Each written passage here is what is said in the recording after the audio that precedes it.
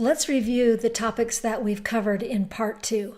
So in part 2, we learned about objects and several different kinds that there are built-in objects that are part of JavaScript, and we'll use some of these.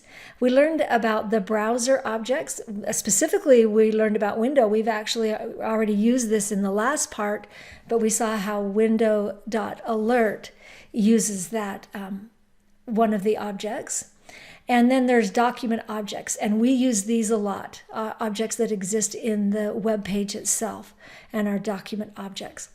We haven't built any customized ones, but know that that's part of the JavaScript language that allows programmers to create unique or programmer-defined data types by using customized objects. We talked about the browser object model and the document object model. This is one, the DOM is widely used. You'll see that name as you look around things. And here's an image of a portion of both the browser object model and the document object model. Notice that the document is part of the window model. We often call methods by doing the object.method format, and here we had already used that object window.method alert format to do that. There are lots of object collections, so when we're trying to get elements out of the current web page, we can get collections of web page. So this is a container of elements. And here's one is document.images, and that'll be a container of all the images on that particular web page. And then once we have that collection, we can access it using array notation. Now, the ones that we saw were numeric array notation, but JavaScript also allows associative arrays where you actually use a key rather than an index. And in this case, that key would be the ID, the value of the ID element associated with that specific element. And then a third way that you can access that. Notice in both these cases, it's using that value of the ID element. Another way that we can get a collection is by using methods that access a certain group of elements. So one is to get elements by tag name, and this is the HTML tag, right? In this case, H1 is where you get, so you'll get all the elements that are H1 elements, and you can put any type of HTML element in here, and it returns, again, that collection of elements, and you can refer to that collection of elements using the index operator to be able to access a single element in that collection. You can also get them by class name. Now, remember that you can set a value for the class attribute, and multiple elements can have the same value. And this allows you to get all of the elements that have class equal to warning. And you can do it by the name attribute. Again, this works really well when you're trying to get a group of buttons, radio buttons specifically, a group of radio buttons, or a select options from a select, and that gets them by the name. So what's the name value? And we'll get all the elements that have that value for name. And then we learned how to get a single element by ID.